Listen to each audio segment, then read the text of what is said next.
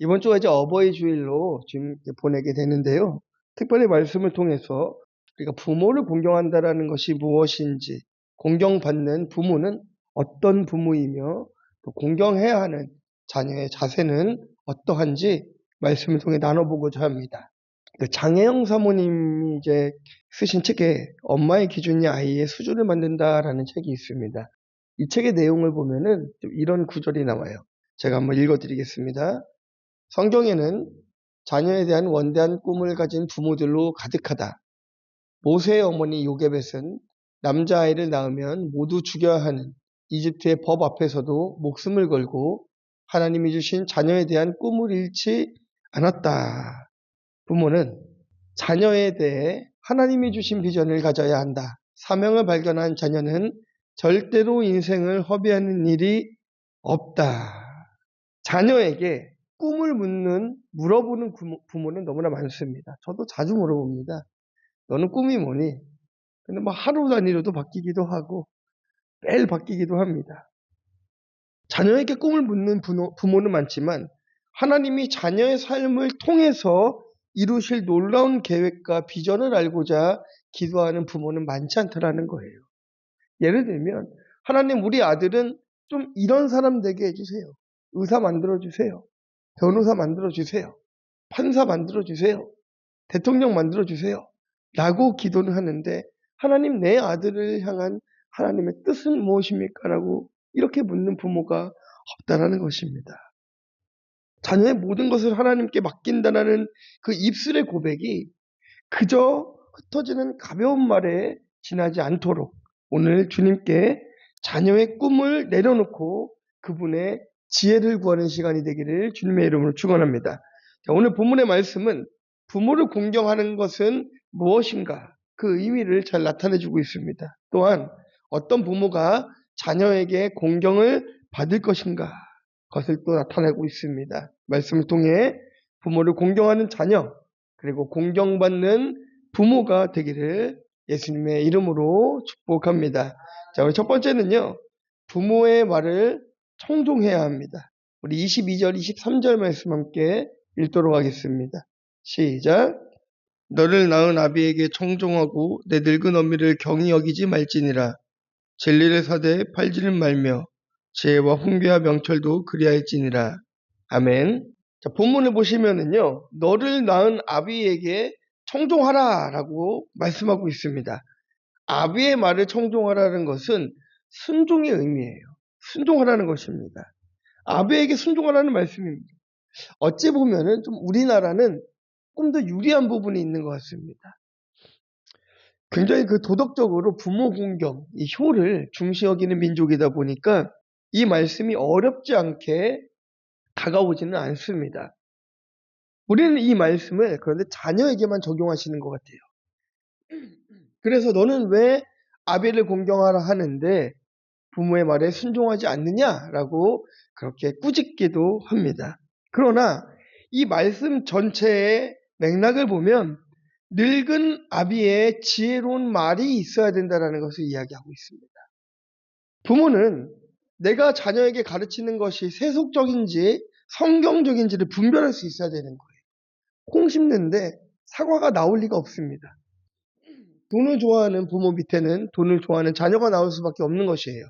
성공을 지향하는 부모 밑에는 성공을 꿈꾸는 자녀만 있을 뿐인 것입니다. 반대로 부모가 성경의 가치를 가지고 살아가고 하나님 말씀을 최우선으로 두고 살아가면 그 자녀는 하나님 중심의 삶을 살아갈 수밖에 없다는 것입니다. 그러니 지금 내가 내 자녀에게 지적하고 싶은 부분이 있다면 우리는 부모로서 먼저 내가 그 자녀에게 무엇을 가르쳤는지를 생각할 필요가 있다는 것입니다. 자, 부모는 너를 낳은 아비에게 청종하고 늙은 어미를 경히 여기지 말라라고 당부합니다. 부모의 훈계에 귀를 기울여야 하는 이유는 그들이 가지고 있는 풍부한 삶의 경험 때문도 있습니다. 그런데 이 경험은요, 상대적입니다. 상대적입니다. 안 그렇습니까? 이 어른들의 그 조언들을 듣다 보면 굉장히 혼란스러울 때가 많아요. 왜냐면은요, 여기서 얘기해 주시는 게 다르고 여기서 얘기해 주시는 게 다릅니다. 그래서 여기의 말을 들으면 여기에 순종하지 않는 것이고 네, 굉장히 난감할 때들이 있어요. 그래서 풍부한 삶의 경험, 이 지혜를 보고 우리가 부모를 공경하는 것은 한계가 있습니다. 그것보다 더 중요한 이유가 있어요. 자녀들이 부모를 공경해야 되는 이유는 생명을 낳아주신 분이기 때문인 것이에요. 그래서 원문을 보면은요, 너를 낳은 아비, 우리 한글 성경에는 너를 낳은 아비에게 청종하라 이렇게 되어 있지만 이 히브리어 원문에 보면은요, 이렇게 되어 있습니다. 내게 생명을 준 아비에게 청종하라라고 이야기하고 있습니다. 그 말인즉슨 내 아비가 능력이 있는 아비든 지혜롭지 않은 능력이 없는 아비든 지혜롭지 않는 아비든 내가 보기에 부족한 아비든 내 생각과 동떨어진 삶을 살고 있는 아비든 무엇이든지 간에 말씀은 너의 생명을 잉태해 준 그 아비이기 때문에 그 훈계에 순종하라라고 권면하고 있는 것입니다. 어떤 부모가 가장 위대한 부모입니까? 우리에게 무엇을 남겨주는 부모가 가장 위대한 부모인 것입니까? 돈을 남겨주는 부모요? 집을 남겨주는 부모입니까? 좋죠. 아파트 한 채씩 남겨주시고 얼마나 좋겠습니까? 그런데 그 아파트가 영원합니까? 여러분이 물려주시는 그 물질이 영원합니까? 여러분들이 물려주시는 그 몸뚱이가 영원합니까? 다 사라지는 것들입니다. 다 썩어 없어지는 것들입니다. 어떤 부모가 최고의 부모입니까? 나로 하여금 예수 믿게 해준 부모가 최고의 부모인 것이에요. 나를 이 자리에 앉혀주신 부모님이 최고의 부모라는 것입니다.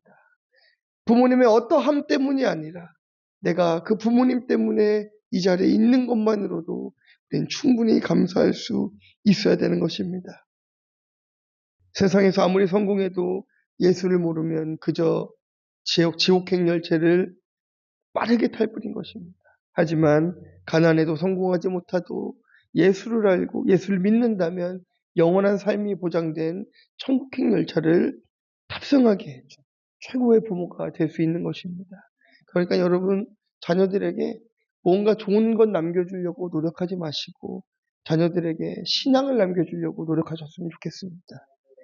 어떻게든 다 살아갑니다.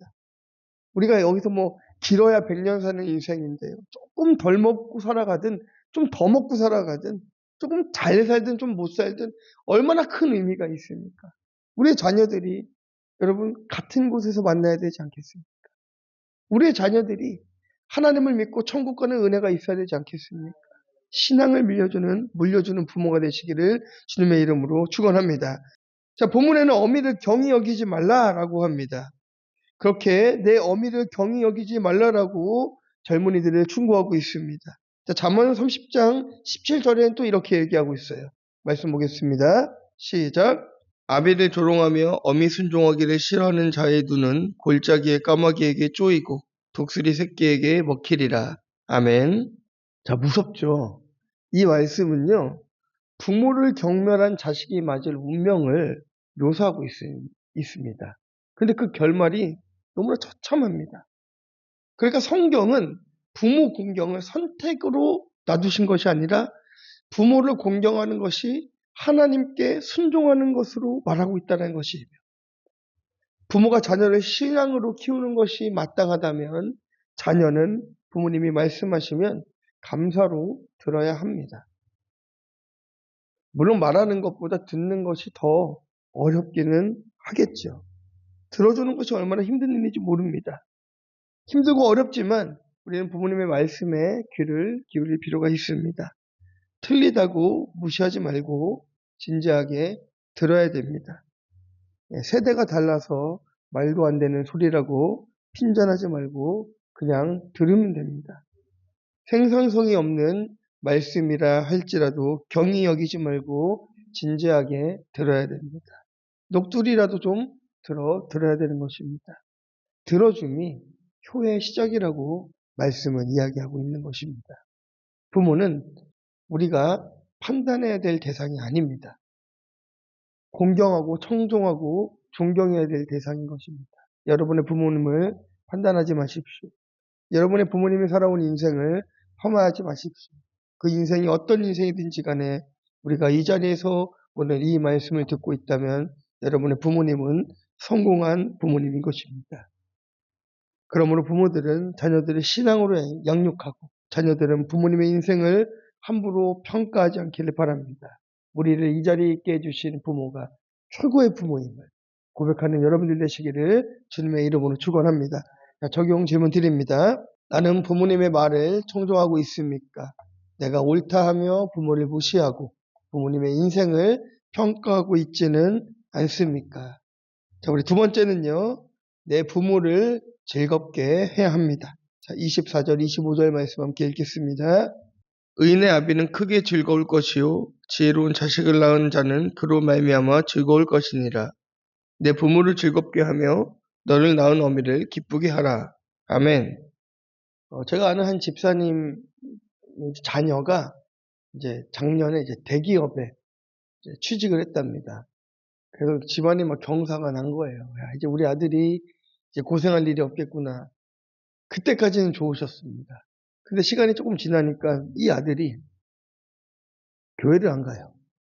예배 생활을 안 합니다. 돈을 벌기 시작하고 사회를 경험하기 시작하니까 예배 생활을 안 합니다.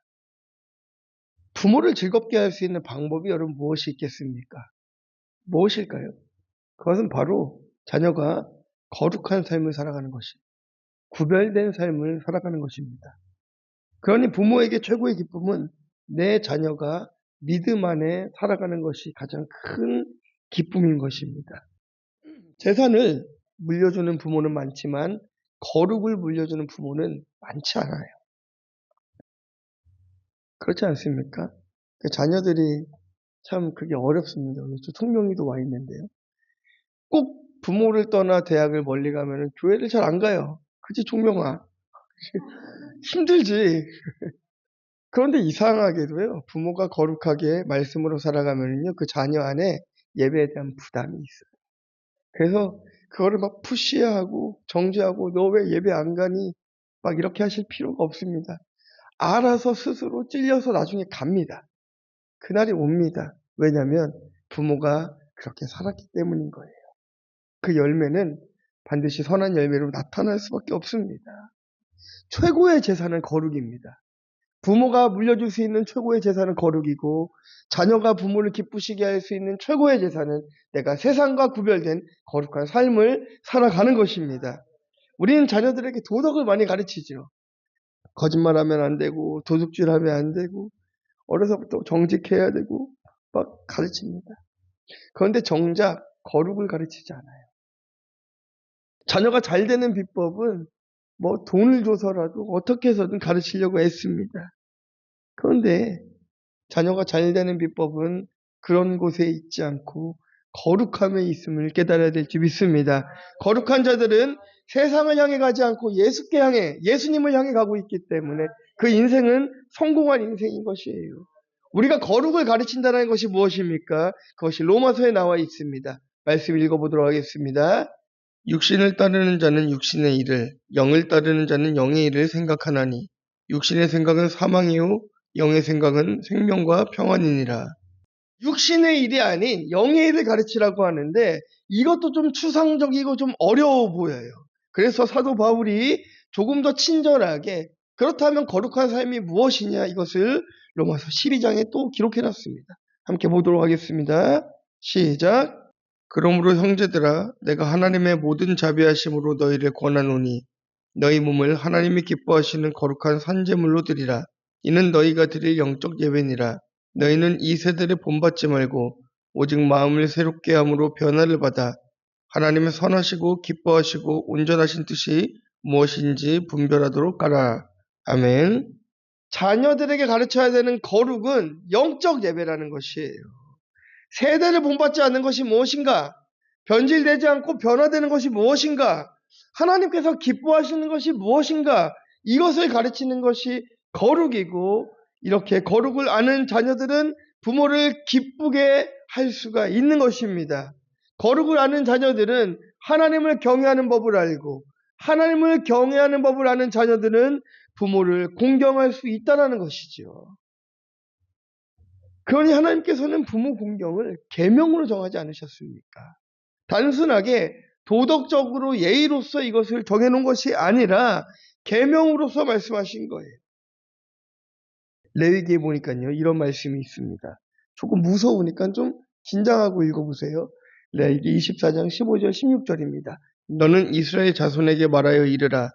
누구든지 그의 하나님을 저주하면 죄를 담당할 것이요 여호와의 이름을 모독하면 그를 반드시 죽일지니 온 회중이 돌로 그를 칠 것이니라. 거류민이든지 본토인이든지 여호와의 이름을 모독하면 그를 죽일지니라. 생명과 관련되어 있잖아요. 굉장히 무서운 말씀이에요. 하나님을 저주하는 자들을 반드시 심판하시겠다라는 아주 무서운 말씀입니다. 그런데 레위기 20장에 가서 보면은 이와 같은 맥락의 말씀이 한 번 더 나오는데요. 한번 보도록 하겠습니다. 20장 9절입니다. 만일 누구든지 자기의 아버지나 어머니를 저주하는 자는 반드시 죽일지니 그가 자기의 아버지나 어머니를 저주하였은즉 그의 피가 자기에게로 돌아가리라. 아멘. 무섭죠? 이 말은요, 우리는 하나님을 저주하는 자를 반드시 죽이도록 한 처벌과 부모를 공경하지 않은 자들의 최후가 같다라는 것을 기억해야 된다는 거예요. 이렇게 여러분들이 죽을 것입니다. 이것을 이야기하는 것이 아니라 이렇게 하나님께서는 부모 공경이라는 것을 계명해 두시고 그렇게 무겁게 가르치셨다라는 것이에요. 땅의 부모를 공경하지 않는 것은 하늘의 하나님을 공경하지 않는 것으로 여기셨다라는 것입니다. 그러니 부모를 기쁘게 하기 위해 자녀들은 거룩해져야 됩니다. 자녀들은 거룩해지기 위해서 해야 될 것이 무엇입니까? 영적 예배를 드려야 됩니다. 여러분의 삶 속에서 이 세대를 본받지 않는 예배를 드려야 됩니다. 이 세상을 향해 나아가지 않는 자녀들이 되어야 됩니다. 예배하는 자녀들이 되어야 됩니다. 말씀과 기도로 무장되는 자녀들이 되어야 됩니다. 그렇게 구별되고 분별된 삶을 살아갈 때에 우리의 부모들은 자녀들로 인하여서 기쁨이 넘치게 될 것입니다. 자, 마지막 세 번째는요. 부모님의 인생을 인정해 드려야 합니다. 우리 26절 함께 읽겠습니다. 내 아들아 내 마음을 내게 주며 내 눈으로 내 길을 즐거워할지어다. 아멘. 앞서 서론에 제가 부모님의 인생을 함부로 평가하지 말라고 말씀드렸습니다. 인생은 아무리 열심히 살았다 할지라도 아쉬움이 있고 후회가 남을 수밖에 없는 것 아니겠습니까? 여러분, 이 자리에 계신 여러분들 중에 자신 있게 나는 내 인생 가운데 나는 아쉬운 게 하나 없고 후회가 하나 없다라고 자신 있게 말씀하실 수 있는 분들 계십니까? 네, 예수님밖에 없습니다. 후회가 없는 인생은 있을 수가 없어요. 아쉬움이 남지 않는 인생은 있을 수가 없습니다. 여러분, 성경에 나오는 노아 아시지요? 그 당대의 의인이었습니다. 하나님께서 노아를 얼마나 이뻐하셨습니까? 의로운 사람이었습니다. 하나님과 동행한 사람이었습니다. 하지만 그도 자식들 앞에서 실수를 범하지 않았습니까? 하물며 우리의 부모님들은 왜 자녀들 앞에서 실수가 없을 수 있겠습니까? 실수할 수 있습니다. 이 세상에 자녀 앞에서 완벽할 수 있는 부모는 단 한 사람도 없습니다. 우리 부모님의 삶에도 아쉬움이 있고 실수가 있고 후회가 있는 것을 인정해야 됩니다. 하지만 부모는 자식을 통하여서 자식의 삶을 통하여서 자신이 살아온 인생에 대하여 인정받고자 하는 마음들이 다 있다는 것이에요. 참 훌륭하게 살아오셨노라는 말씀을 듣고 싶어 하십니다. 여러분, 아브라함 링컨 아시죠? 링컨의 아버지가 혹시 어떤 일을 했는지 아십니까? 구두를 닦는 사람이었습니다. 링컨이 이제 대통령이 되고 이제 취임을 하는데 이 사람들이 수군대는 거예요. 우리로 따지면 이제 국회의원들 아니겠습니까? 저 학력도 모자라고 아버지가 구두 수선을 하는 사람이 대통령을 우리가 섬긴다라는 게 얼마나 부끄럽냐 하면서 자기들끼리 수군거리고 있었습니다. 그러면서 이 링컨 대통령을 조롱하기 위해서 자기가 신고 있는 구두를 들고 이야기합니다.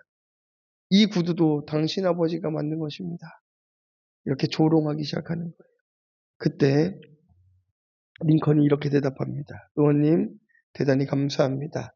오랫동안 잊고 있었는데 아버지를 기억나게 해주셔서 감사합니다. 저는 저희 아버지를 자랑스럽게 생각합니다. 우리 아버지는 자신의 직업에 충실했고 구두를 잘 만든 분이셨습니다. 제가 어깨 너머로 배운 것이 있으니 저에게 주시면 제가 그 구두를 수리해 드리도록 하겠습니다. 라고 링컨 대통령이 얘기했다고 합니다. 구두 수선을 하는 아버지를 떳떳하게 자랑했습니다. 이게 효도인 것입니다. 나의 부모를 자랑할 수 있는 것이 효도인 것입니다. 나의 부모가 살아온 인생을 지지해주고 인정해줄 수 있는 것이 효도인 것입니다. 부모님의 직업, 부모님의 선택, 부모님의 삶, 부모님의 살아온 인생에 대해서 잘하셨습니다. 훌륭하십니다. 그 하시던 일을 나는 존경합니다. 라고 말할 수 있는 것이 효도인 것입니다. 우리는 부모님으로 하여금 살아온 인생에 대하여 후회하게 만들면 안 됩니다. 그것은 마찬가지예요. 교회의 질서도 마찬가지입니다. 우리가 교회 안에 높고 낮음을 이야기할 수는 없어요. 목사님이 좀 높고 성도가 좀 낮고 이런 건 없습니다. 다만 하나님께서 질서라는 것을 만들어 놨습니다. 그렇죠. 교회 질서가 있잖아요. 목사를 하나님께서 세우셨고 장로를 세우셨고 직분자들을 세우셨습니다. 그래서 정말 아름다운 교회의 모습은 이런 모습이에요. 성도들이 목사님을 존경하고 장로님들을 세워줄 때 교회는 아름다운 방향으로 부흥하는 길로 들어설 수 있습니다. 그러나 성도가 목사를 존경하지 않고 장로를 세우지 못하고 직분자들을 세우지 못할 때에는 마치 그 인생을 존중해주지 않는 자녀와 같이 마음이 아플 수밖에 없고 깨어질 수밖에 없는 것이 바로 교회의 모습인 것입니다. 그러면 우리가 어떻게 하겠습니까? 부모님에게는 부모님의 살아온 인생을 평가하지 않고 그분들이 하시던 일들을 지지해주고 잘하셨습니다. 훌륭합니다라고 말해줄 수 있어야 하고 교회는 성도와 성도가 서로 인사를 나눠야 됩니다. 집사님을 존경합니다. 권사님을 존경합니다. 장로님을 존경합니다. 목사님을 존경합니다. 서로가 서로를 존중하고 공경하고 사랑할 때 비로소 하나님이 말씀하시는 이 계명이 완성되는 것이죠. 예수님이 말씀하시는 하나님을 사랑하고 이웃을 사랑하는 방법이 무엇입니까? 하나님을 사랑하는 법을 모르는 자는 이웃을 사랑하는 법을 모릅니다. 이웃을 사랑하는 법을 모르는 자는 하나님을 사랑하는 법을 모릅니다. 성도를 사랑하는 법을 모르는 자는 내 부모를 사랑하는 법을 몰라요. 마찬가지 아니겠습니까? 자, 우리는 우리의 부모님이 자신이 살아온 인생을 자랑할 수 있도록 우리는 만들어 드려야 됩니다. 부끄러운 일생을 자신이 보상해 주어야 됩니다. 후회가 남는 인생이라 할지라도 자녀가 그것을 들추는 것이 아니라 내 의로움으로 부모님의 치부를 들춰내고 내 의로움으로 부모님의 잘못을 들춰내서 망신을 주고 창피를 주고 나는 부모와 같은 삶을 살지 않겠노라 말하는 것이 아니라 그 부끄러움과 그 수치와 그 어려움은 감싸주고 자녀는 부모가 다 못한 것들을 내가 이루겠노라 다짐하며 살아가는 것이 바로 효도인 것이지. 하나님이 말씀하시는 부모를 공경하는 것이 될 것입니다. 적용 질문 드리겠습니다. 부모님의 실수를 감사드리시겠습니까? 부모님의 인생을 지지해 드릴 수 있겠습니까? 네, 결론입니다. 부모 공경은 하나님의 명령이라는 것을 기억해야 됩니다. 또 거룩한 삶으로 부모님을 기쁘시게 해드려야 합니다. 마지막으로 부모님이 살아온 인생을 인정해 드리는 은혜가 있기를 주님의 이름으로 축원합니다. 네. 여러분 참 그렇지 않습니까? 나와 가장 가까이 있는 사람들의 삶을 인정한다라는 것이 어렵잖아요. 보이니까요. 그래서 가장 인정할 수 없고 가장 공경할 수 없는 대상이 내 남편이고 내 아내입니다. 그리고 내 자녀입니다. 자녀에게 있어서 가장 공경하기 어려운 대상이 부모입니다. 아이러니하게도 그래요. 왜냐하면요, 다 같이 보고 살아가니까요. 그래서 목사님 자녀들이 탈선을 해요. 목사님 자녀들이 그렇게 상처가 많습니다. 왜 아빠는 강단에서의 모습과 집에서의 모습이 다릅니까? 교회에서의 모습과 집에서의 모습이 다릅니까? 그러고 상처받고 교회를 떠나는 목사님 자녀들도 많습니다. 많습니다. 네. 그런데 그래도 우리 복림교회는 목사님의 딸이 반주를 하고 있고 사위가 설교를 하고 있고 아들이 예배를 드리고 있으니 이만하면 성공한 거 아닙니까? 네. 예배하는 부모를 만들었으면 최고의 부모인 거예요. 여러분의 부모가 예수 믿지 않는다라고 우리 부모는 예수님을 안 믿는데요. 어떻게 최고의 부모입니까? 여러분의 구원을 위해서 지금 수고하고 계시잖아요. 최고의 부모인 거죠. 네. 여러분 생각을 바꾸셔야 돼요. 어떤 교회가 복된 교회입니까? 분쟁이 없어야 돼요. 어떤 교회가 아름다운 교회입니까? 만나면 칭찬하고 덕을 세워야 되는 거예요.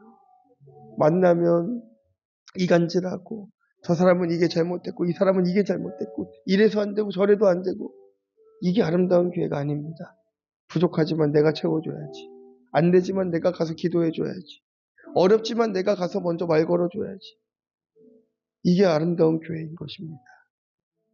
부모 공경의 시작은 하나님을 섬기는 것이고 교회를 섬기는 것이고 성도를 섬기는 것으로부터 시작된다는 것을 기억하시고 여러분 정말 말씀으로 돌아가서 여러분의 부모님을 진심으로 공경할 수 있는 은혜가 있기를 주님의 이름으로 축원합니다.